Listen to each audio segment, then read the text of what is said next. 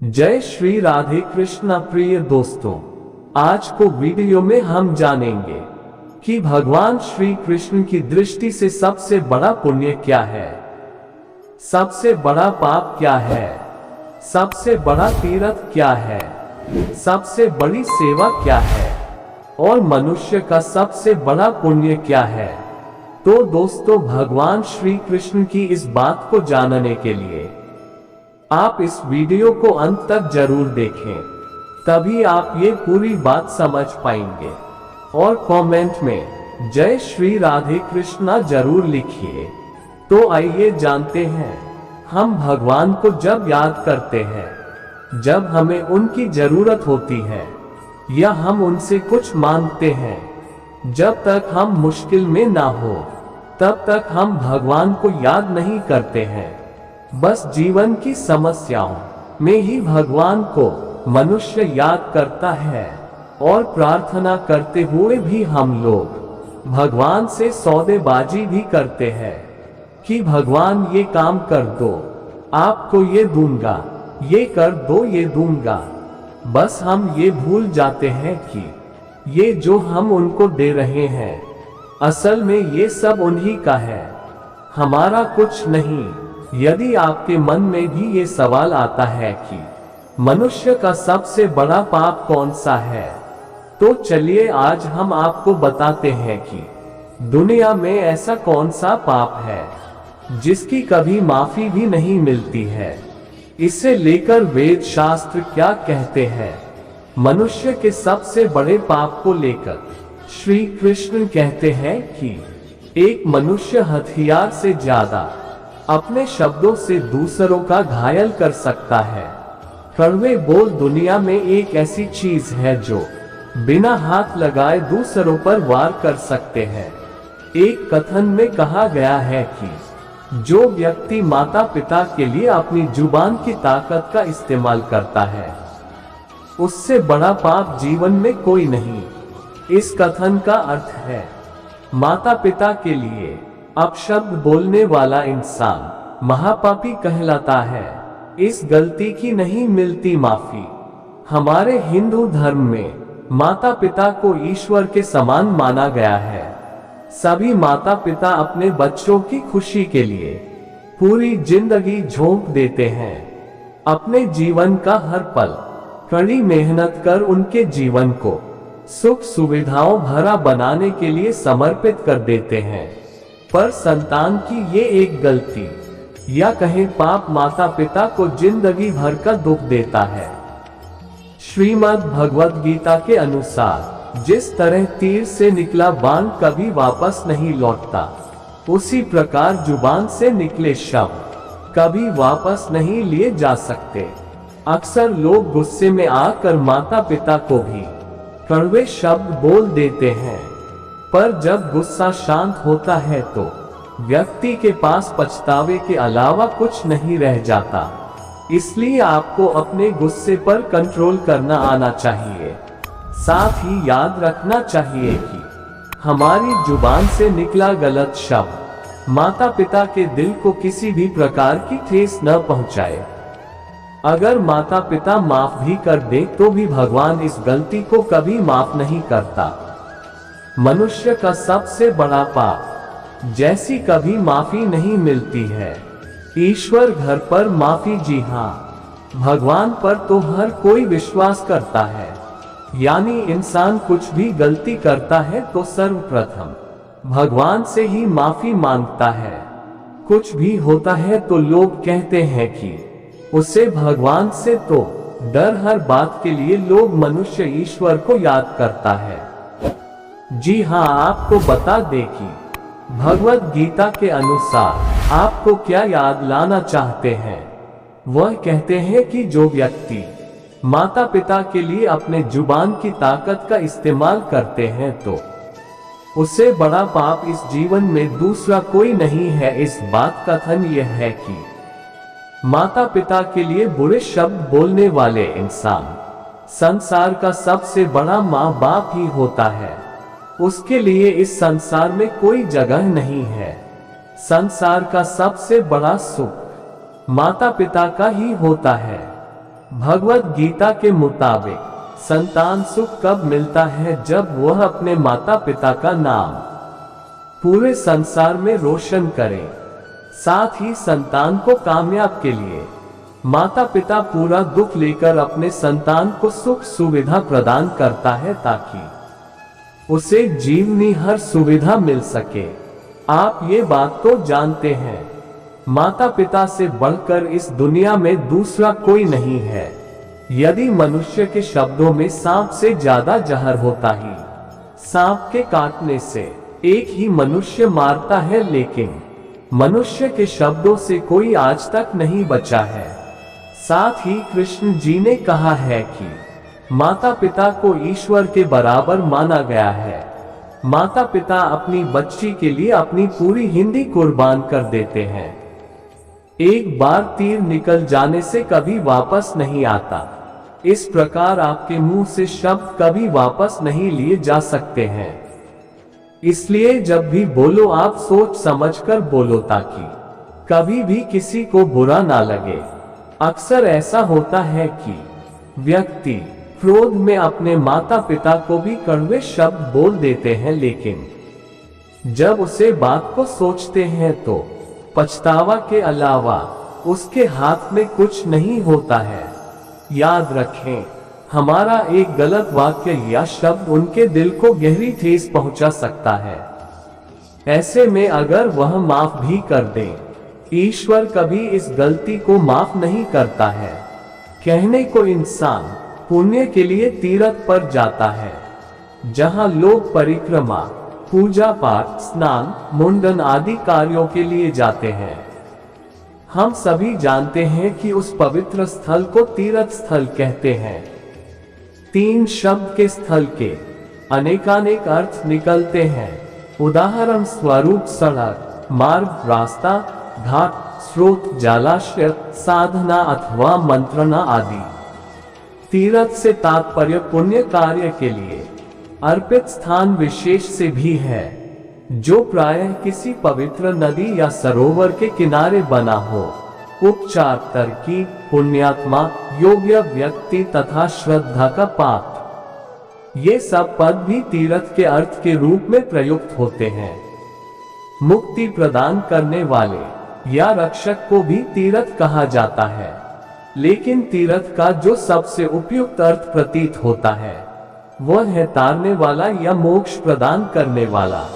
इसीलिए तीर्थ स्थलों की कल्पना मोक्ष प्रदान करने वाले स्थलों के रूप में की गई है। ऐसा स्थान जहां जीवन मृत्यु के चक्र से आत्मा मुक्त हो जाती है। मोक्ष की इच्छा है तो तीर्थ स्थानों की यात्रा कीजिए। मोक्ष और तीर्थ दोनों शब्द एक दूसरे के पर्याय जैसे रहे हैं, लेकिन क्या मात्र एक स्थान विशेष या जड़ पदार्थ मोक्ष में सहायक हो सकता है? वे सभी संज्ञा शब्द, चाहे वे व्यक्ति हो, स्थान हो अथवा भाव हो, या जो भी मनुष्य की श्रद्धा के केंद्र हैं, तीर्थ ही हैं। धर्मोपदेशक अथवा अध्यात्म भी तीर्थ है। उपदेश, शिक्षा और यज्ञ भी तीर्थ ही है।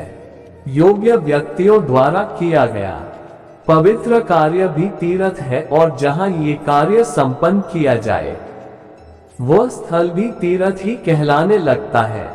स्थान विशेष तीर्थ का प्रतीक बन जाता है। जब स्थान विशेष ही तीर्थ की पहचान बन जाता है तो तीर्थ का मूल तत्व भुला दिया जाता है। जब मंदिर, मस्जिद, नदी या सरोवर का घाट या पर्वत श्रृंग तीर्थ है तो तीर्थ यात्री और उसकी श्रद्धा भी तीर्थ है। जब तीर्थ यात्री ही नहीं होगा तो तीर्थ ही कहां से होगा? और अगर तीर्थ यात्री में श्रद्धा ही नहीं होगी तो भी तीर्थ का क्या प्रयोजन? शिक्षक भी तीर्थ है और शिक्षणालय भी तीर्थ है। यहाँ तीनों की प्रकृति भिन्न है, लेकिन तीनों का उद्देश्य एक ही है, और वह है ज्ञान द्वारा स्वयं को जानना। आत्मज्ञान में सहायक होने वाले तत्व ही सच्चे तीर्थ हैं। उनका स्वरूप चाहे जैसा भी हो। जैन धर्म के 24 तीर्थंकर हुए हैं। तीर्थंकर का अर्थ है पथ प्रदर्शक अथवा मुक्ति का मार्ग दिखाने वाला। अतः सभी तीर्थंकर तीर्थ ही हुए। भगवान आदित्यनाथ या ऋषभदेव भी एक तीर्थ हैं। भगवान बाहुबली और भगवान महावीर भी तीर्थ हैं। उनकी स्मृति में स्थापित मंदिर या शिवालय भी तीर्थ है। उनकी वाणी भी तीर्थ है। मंत्र भी एक तीर्थ है और मंत्रोच्चारण से उत्पन्न भाव सृष्टि भी एक तीर्थ यात्रा है। माता पिता और गुरु भी तीर्थ है। तीर्थ क्या है, ये सरल से इस पौराणिक प्रसंग से समझा जा सकता है। शिव ने अपने पुत्रों से कहा कि जो सबसे पहले तीनों लोकों की परिक्रमा करके लौटेगा वह पुरस्कार का अधिकारी होगा। कार्तिकेय तो अपने वाहन मयूर पर सवार होकर तीनों लोकों की परिक्रमा के लिए उड़ चले, लेकिन गणेश वहीं बैठे रहे। थोड़ी देर बाद वह उठे और अपने मूषक पर सवार होकर अपने समक्ष उपस्थित माता पिता की ही परिक्रमा कर ली और पुरस्कार जीत लिया। माता पिता से बढ़कर दूसरा और तीर्थ कहाँ है? उसी प्रकार मनुष्य के लिए उसके सबसे पवित्र तीर्थ माता पिता है और उनकी सेवा ही सर्वोपरि है। जीवन में मानव सेवा सबसे बड़ी सेवा है। इस सेवा से कष्ट दूर होते हैं, इसलिए प्रत्येक व्यक्ति को ये सेवा करनी चाहिए। उन्होंने कहा कि मानव सेवा कर्म है, साथ ही यह जिम्मेदारी भी है। प्रत्येक मनुष्य को ये सेवा कर्म की तरह करनी चाहिए। कहा कि जो व्यक्ति निस्वार्थ भाव से दूसरों की सेवा करता है उसके कष्ट अपने आप दूर हो जाते हैं। देवताओं की प्रार्थना करना मनुष्य का आध्यात्मिक कर्तव्य है, लेकिन प्रार्थना उसी व्यक्ति की स्वीकार की जाती है जो सेवाभावी होता है। सेवा भाव को एक छोटी सी कहानी से समझते हैं। एक गुरु अपने आश्रम में लोगों की चिकित्सा भी किया करते थे। उनके इस कार्य में उनके दो शिष्य सहयोग देते थे। दोनों शिष्य बड़े ईश्वर भक्त थे। वे प्रतिदिन सुबह ईश्वर की प्रार्थना करते थे। एक बार आश्रम में कोई रोगी आ गया। उस समय दोनों शिष्य अपनी प्रार्थना में व्यस्त थे। गुरु ने अपने सहयोग हेतु शिष्यों को बुलाने के लिए एक व्यक्ति भेजा, लेकिन शिष्यों के लिए प्रार्थना से बढ़कर कुछ भी नहीं था। जब वह व्यक्ति शिष्यों के पास गया तो उन्होंने कहा, अभी हमारी प्रार्थना चल रही है, प्रार्थना समाप्त होते ही हम आते हैं। थोड़ी देर होने पर गुरु ने फिर व्यक्ति को भेजा। इस बार शिष्य आ तो गए, लेकिन वे थोड़े क्रोध में थे। उन्होंने आते ही गुरुजी से कहा, आपने हमें अचानक क्यों बुलाया? ये समय हमारी प्रार्थना का है। हम इस समय ईश्वर की पूजा के अतिरिक्त अन्य कोई कार्य नहीं करते। गुरु ने उस रोगी की ओर इशारा करते हुए कहा, मैंने इस व्यक्ति की सेवा के लिए तुम्हें बुलाया है। देवता तो किसी भी समय प्रार्थना स्वीकार कर सकते हैं, लेकिन सेवा करने का समय कभी कभी ही आता है। सेवा प्रार्थना से ऊंची है, क्योंकि देवता भी यदि किसी की सेवा करना चाहे तो नहीं कर सकते। उन्हें भी सेवा करने के लिए मनुष्य शरीर धारण करना पड़ेगा। जो मनुष्य सेवा करता है उसकी अल्प समय की प्रार्थना को भी देवता स्वीकार कर लेते हैं। गुरु की बात को समझकर शिष्य अपने कृत्य पर लज्जित हुए और उस दिन से प्रार्थना से अधिक महत्व सेवा को देने लगे। वे समझ चुके थे कि देवताओं की प्रार्थना करना मनुष्य का आध्यात्मिक कर्तव्य है, लेकिन प्रार्थना के कारण किसी को पीड़ा हो तो देवता भी उस प्रार्थना को स्वीकार नहीं करते। प्रार्थना उसी व्यक्ति की स्वीकार की जाती है जो सेवाभावी होता है। सेवा भाव एक ऐसा भाव है जो मनुष्य को देवत्व का स्थान दिला देता है। मनुष्य से देवता बन जाना आसान नहीं है, लेकिन इस भाव को क्रियान्वित करना सहज भी नहीं है, चूंकि यही वह भाव है जो मनुष्य को अति विनम्रता की सीढ़ी से गुजरने को कहता है। उस सीढ़ी के पायदान पर पैर सभी नहीं रख पाते। ऐसा नहीं है कि उस पायदान पर पांव रखने के लिए उसे ज्ञान की कमी है, किंतु उसकी सोच उस स्थिति में संकुचित पड़ जाती है। मन का दर्प उसे घेर लेता है, अहम की भावना उसे जकड़ लेती है, छोटे बड़े का सवाल खड़ा हो जाता है, ऊंच नीच की भावना जागृत होने लगती है, कथनी करनी में नहीं बदल पाती। जैसे राह चलते किसी आदमी को कोई मिल जाता है और उसे उस आदमी से सेवा की उपेक्षा रहती है, परंतु वह आदमी जानबूझकर उसकी उपेक्षा करता है, जबकि उसे पता होता है कि सेवा भाव बड़ा धर्म है। एक शिक्षक गांधी जी की सेवा भाव को जानता भी है, वर्ग में छात्रों को पढ़ाता भी है, किंतु वह उस कार्य को करने के लिए तत्पर नहीं दिखता।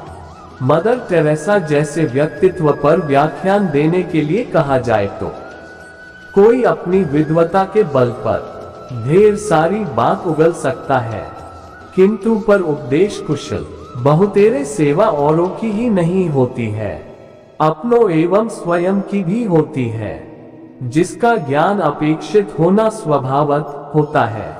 ये जानकर कि हमने जीवन को क्या दिया, मनुष्य कदम कदम पर औरों की सेवा कर सकता है, बशर्ते कि उसमें सेवा भाव की जड़ जमी हो।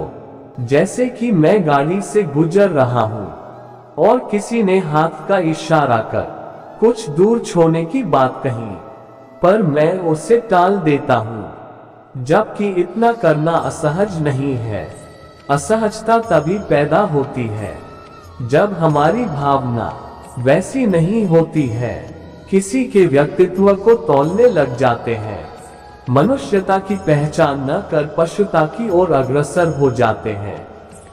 यदि मनुष्यता की कसौटी पर खड़े होने की प्रवृत्ति जगने लगे तो पशुता धीरे धीरे खत्म हो जाती है और स्वयं सेवा भाव मजबूत होने लगता है।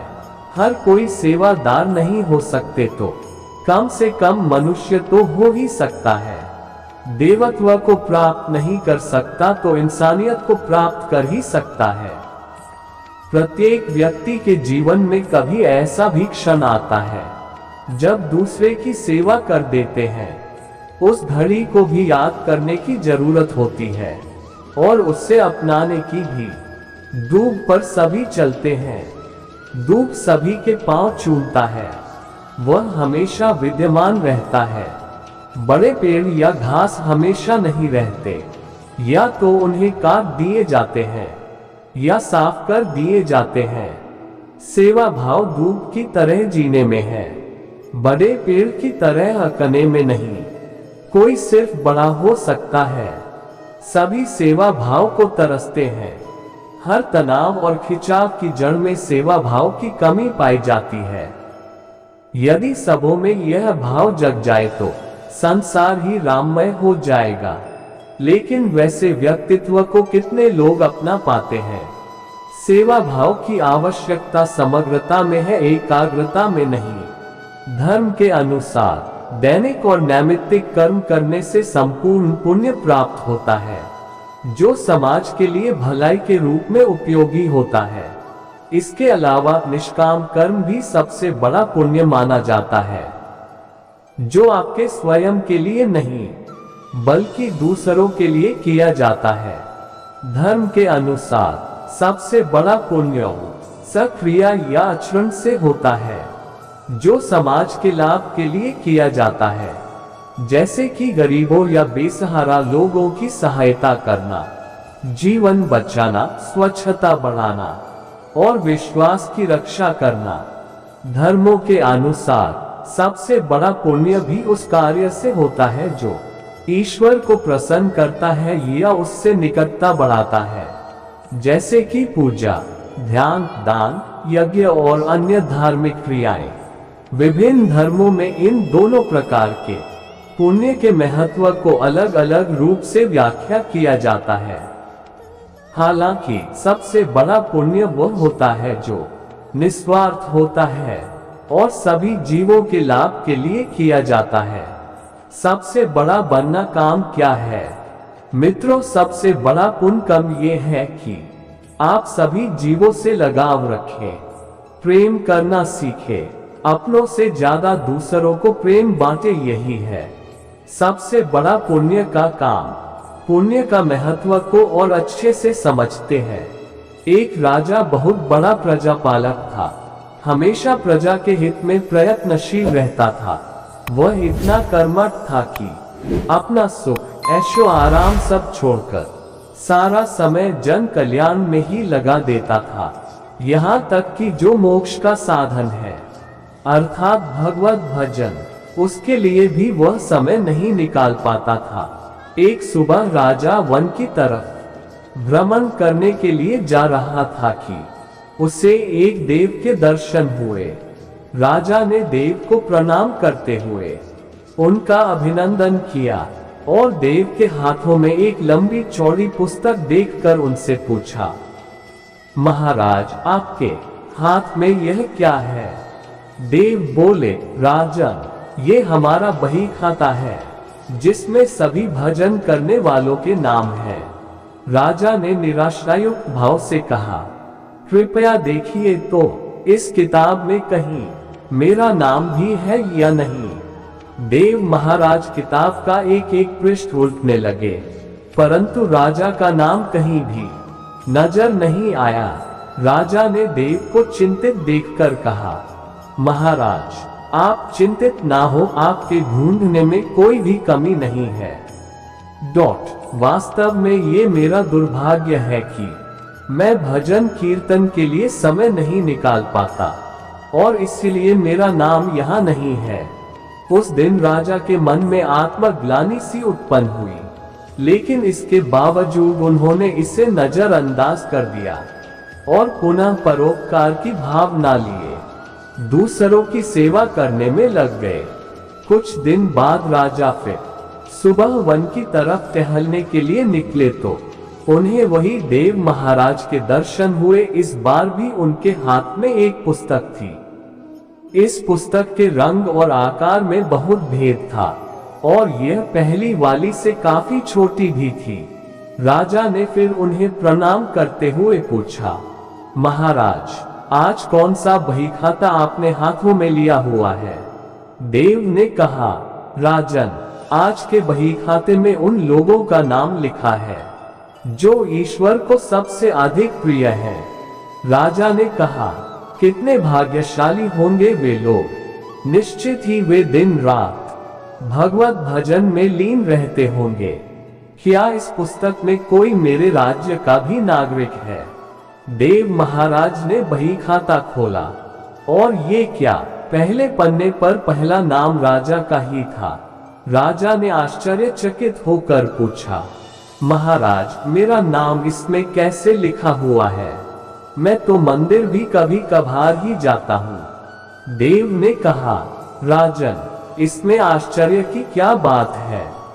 जो लोग निष्काम होकर संसार की सेवा करते हैं, जो लोग संसार के उपकार में अपना जीवन अर्पण करते हैं, जो लोग मुक्ति का लोभ भी त्याग कर प्रभु के निर्बल संतानों की सेवा सहायता में अपना योगदान देते हैं, उन त्यागी महापुरुषों का भजन स्वयं ईश्वर करता है।